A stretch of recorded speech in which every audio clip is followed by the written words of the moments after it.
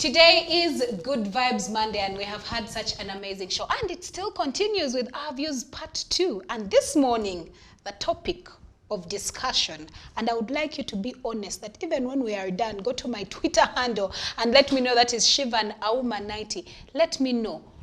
Did you ever couple in school? Well, today's conversation is actually going to be centered around that, coupling in school, boy and girl relationships. There in the corner of the class after prep, you wait for the teachers to switch off the light, you go, those things that you people used to do in school. That is what we're going to be discussing this morning. And joining me, of course, in the conversation is Brian. We featured him today. And then, of course, we have Apollo Sarah. Sarah. Yes. I'll start with you. Did you ever couple in school? No, I didn't. I went to a single-sex school. I was terrified. Is that the reason why boys. you did not couple? I was terrified of boys. In my primary 6, we watched an African drama called, I think it was from Zambia, or from Southern Africa somewhere. It was called Consequences, and it was about this girl who had a boyfriend, got pregnant. She dropped out of school, was sent to the village, and her life was just ruined. Meanwhile, the boy over here was thriving, finished school, even got married and had another family. So I was terrified of boys. That movie to this day speaks to me. But if you hadn't gone to a single-sex school and if you hadn't watched that movie and looking at how life has been for you, do you think you still would have coupled at school? I'm glad I didn't. In all seriousness, in my family, we are many girls. So my mom was very protective of all of us. I remember even when I went to, because my school, we would have boys come over on the weekend for school dances. We had socials and all. I was still terrified of boys. They thought that I was just being a snob. No, I was terrified, like, leave me alone. I'm going to get pregnant by even holding your hand, and then I'll be taken to the village. Nobody wants that. I remember when I went for remedial classes during the holiday. So my mom is driving me through Makerere, and she's like, you see all this? You see all this? You will get AIDS. Do not talk to boys. You will get... I was so traumatized. No, I did not couple. And my first boyfriend I had when I was in, I think, Form 6 vacation. There was just this one boy that I had a huge crush on, but was still very terrified. Leave me alone. Yeah. He looked like AIDS, eh? Okay, so Brian, I'd like to know, did you couple in school? Guilty. Guilty. Guilty. Thought so too. Share with look us like your you experience. Where did you think so? You look like you look did. like someone Where who did used you think so? to head the coupling agency in But school. no, oh. Okay, but I did. I would not deny. I did, and if I denied, I think my exes out there would crucify me. They are watching. They are watching. Just 2 of them. Just 2 of them. I did, but you know, when you're a teenager, you have those body reactions that you start to experience during puberty. You have the chemistry that starts to build that you are not familiar with. Yeah. And then definitely when you see Reaction. I'm dying. Shivan, when you see someone you like, come on.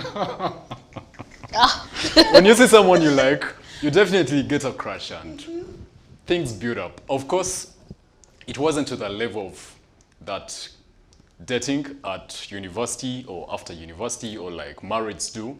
No, we would just hang out, talk about the movies, the cartoons and all. Okay, laugh. Let me turn to Sarah. So we just talk about the movies and just keep it at that. Yeah. And perhaps maybe it would grow as we developed as well. Yeah. The coupling we had when we were like 15 was not the same at 21. Yeah. Yeah. I know. But we right? did. And you know, as children, I remember like in primary school when I was in boarding school, the boys would be, there was this one boy, very good looking by the way, but I did have a crush, but he was so mean to me. You understand? So mean to me, and I would always, I was like, but why are you mean to me? Like, what have I ever done to you?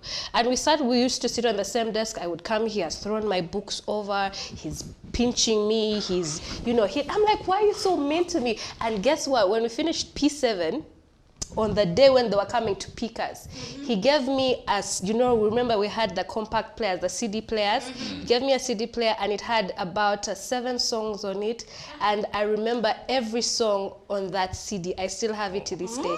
It had on that song Dilemma by Kelly and Nelly. It had so many songs. Let Me Hold You by Bow Wow. Like, I was like, oh, you had a crush the whole time. Why did you have to traumatize me and terrorize me the whole time? You understand? So when we are kids, you just don't know, like Brian said, you start having these feelings, these urges, and you don't know where they're coming from, and then you just start lashing out instead of trying to figure them out. For me, on the other hand, I did have them, the urges, when I hit puberty, but I was terrified. I was like, okay, fine, boys are just hostile. And that is one of the reasons why I opted to go to a single-sex school, because I was terrified. This boy traumatized me my whole primary, instead of just saying, I like you.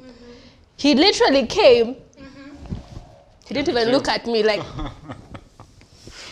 I was like, okay. Sarah. And then he left. Never seen him again to this day. Amazing. Well, I, for one... I was waiting for that. Well, I did not couple. I did not couple as one of those serious girls in school. Guys, I'm lying. I coupled. But again, I coupled and coupled and coupled. Anyway, I did couple. And I would say, first of all, I blame my imagination on love, on 2 movies, the first one is High School Musical. High School Musical dented, up to this day, it's dented the way I perceive love, yeah. But during school, I did couple a couple of times, yes. And it was actually good. I mean, it was the age. I was just doing things that other kids do. It's just that I did not get caught. Once in a while, of course, I did get caught. But looking back now, it was actually very exciting. The whole adrenaline, after prep, the guy is going to send you a cheat. You're going to wait back behind class and hug yourselves. And looking at it and looking back at where I am right now, it was actually very interesting. However, many would say that coupling is something that happens in schools. While very many parents and teachers frown on it, it's actually happening. And most people would say that coupling, when you start at a young age, opens your mind to what a relationship is, makes you even more mature, so that even when you go out in the real world, you already have an idea of what a relationship is like. Would you agree? I agree very much. Yeah. Okay. I agree very much. There's something called a type of intelligence called emotional intelligence. And that grows as well through experiences and lessons we learn from them. If you have met adults as old as 30 years and they're just too immature emotionally, they didn't give themselves time to grow through that. As much as it's not something we would recommend to kids, students to do, but we cannot ignore it. And it's happening. And it's normal that they get crushes and they'll end up coupling. We just need to guide them and make sure that the coupling doesn't take the left turn and one ends up pregnant and drops out of school, or they get expelled. We guide them. But if you go through it, it is something you can be proud of. If it doesn't take the left turn, it is something that can give you lessons to help you nurture your future relationships. I think it all goes back to phases of childhood, because each phase, each age bracket comes along with its different things. If children will always do things that children do. Teenagers will always be teenagers. Adults will always be adults. Children in school will always, will have the ones that are crazy, will have the ones that would go overboard. But Sarah, if your little boy walked up to you today, probably in his 8 years or so, and he tells you, Mommy, I have a crush on someone, and for you it's literally coupling, would you frown on it? What would you do? I would panic. Why? I would panic because let's be honest, when you're a parent, you're not ready for certain conversations. And that is why a lot of parents do not encourage their children to even couple. Like, for instance, my mom, my parents, I understand why she would just put the fear of God in me. as opposed to talking about these things that are actually natural processes in life. But I would learn from my mother's parenting style and have a conversation with my son and try and control the situation so that it doesn't get him in a place where he's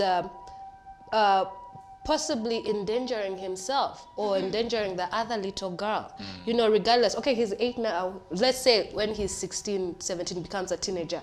You know, have conversations, open conversations about sex, the dangers of it, you know, having, you know, open and a proper relationship.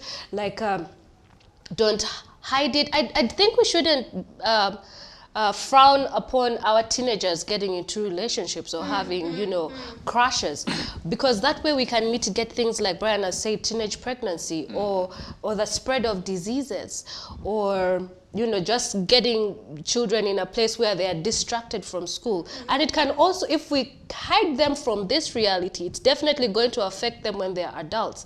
Like I said, I had my first boyfriend when I reached Form 6. And that was around my Form 6 S6 vacation.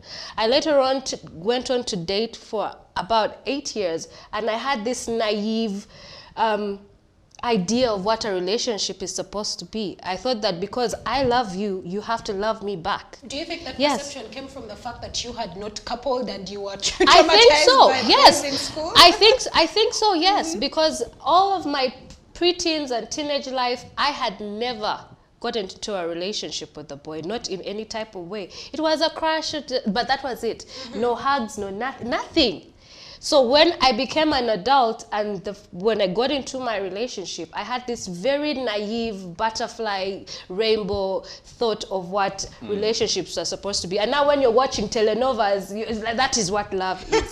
So you assume that because you have these feelings, these strong feelings, that person has those feelings as well. And now you go on to find yourself in a situation where you are bending over backwards and you are suffering from love. You are just suffering, you're in pain, you're in love with somebody, but you're in pain and you don't understand why you don't love me back, and yet I'm being so good to you. So I think it's very important that teenagers especially get introduced to this so that they know that even when you have feelings for someone, it is not guaranteed that that person is going to feel the same. It's not guaranteed that it's going to be reciprocated. So it's things that parents and teachers need to have conversations about. We had sex education class or biology class. I think they should incorporate a emotional intelligence class where, you know, we had GP, right? General Pepper. I don't know why we just didn't have these kinds of conversations in GP as opposed to just bringing everything into one subject. We should have this, you know, socio-economic, emotional conversations with General Pepper. Talk about relationships. Let's talk about expectations when it comes to relationships. Are you in it? Instead of teachers punishing people and expelling them for them, have a conversation and help them understand what it means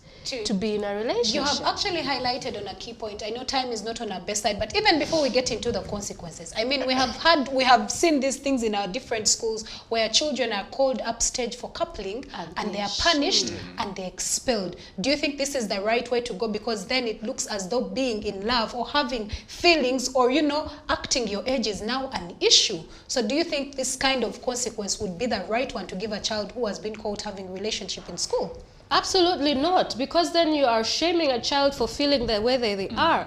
And that can have long-term repercussions, because this child can go on to be an adult and say that, I cannot shoot my shot because what if I get embarrassed? Because now you're teaching them to you know, be ashamed of how they feel. And yet it's an innocent feeling. They are probably exploring and don't even have any control as to why they are feeling that way. Remember when there were girls in school who would have hysteria and people are thinking, oh no, she's overreacting about the situation. But no, she's feeling things or he's feeling things and they just don't understand, why am I feeling this way? Okay. You get? So don't shame them, don't beat them, don't expel them, put them in counseling. This is why we should have school counselors at school. Put them in counseling and not to tell them that that is wrong, because you just don't switch on and off feelings. You have to understand why you feel that way and then act the right way. Brian, I would love to hear from you. You see, those teenagers also have a logic side of their mind. Yeah. They can see and perceive things logically. But most times they are unable to do that because they're overwhelmed by emotions. So if you get a teenager coupling in high school, then you punish her or him and perhaps or even expel her. That will be a harsh way of parenthood. I would appreciate your mom because when she noticed that you're going through puberty, she showed you a side that you may divert your mind to, your Yeah. God, cultivating your spirituality, your love with God. Yeah. In that, if you weren't taken by the boys, you would remember that you have your God. Yeah. But most of the times, these parents or even teachers, they get hard on the kids. They tell you, Shivan, stop coupling, and they don't tell you anything else you can do. But through counseling, you can guide them, divert their minds, and help them switch it from being taken by their emotions and all to doing something better, perhaps develop a hobby or a skill.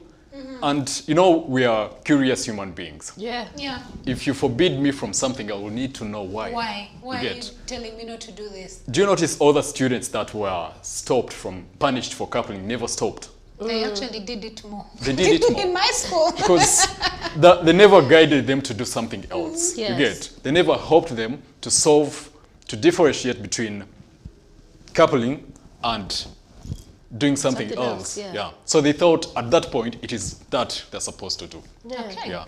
Well, for me, at the end of the day, it goes back to the aspect of parents and teachers sitting down and having honest conversations with these children. Even while you might not want your child to couple, even while your school rules and regulations would say that, you know what, it is not allowed to couple for very many reasons. I mean, either you could be distracted or it could actually distract you from your academics. Instead of concentrating on books, you are thinking about a boy. Instead of pointing fingers and penalizing them, sit down, talk to them, tell them what you're going through is normal.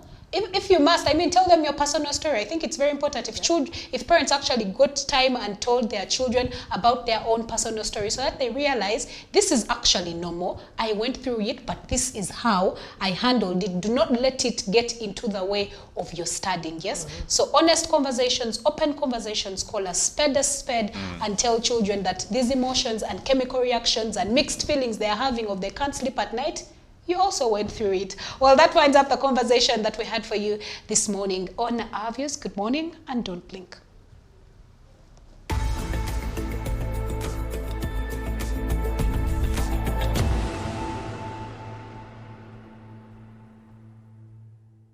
(56 minutes of 8) and Sunrise has come to an end. But before we do say goodbye, we would like to hear from our special guest that we featured this morning to let us know how was his experience being the one man amongst two ladies. Brian, how did you feel this morning? I feel so honored, pleasure to be here and discuss issues that affect humanity. And I would very much love to come back here. Okay, interesting. Well, Sarah, do you have any parting shots before we say goodbye? Follow me on Facebook, Twitter, and Instagram, and that's at Apollo Sarah 1. I'll see you again tomorrow.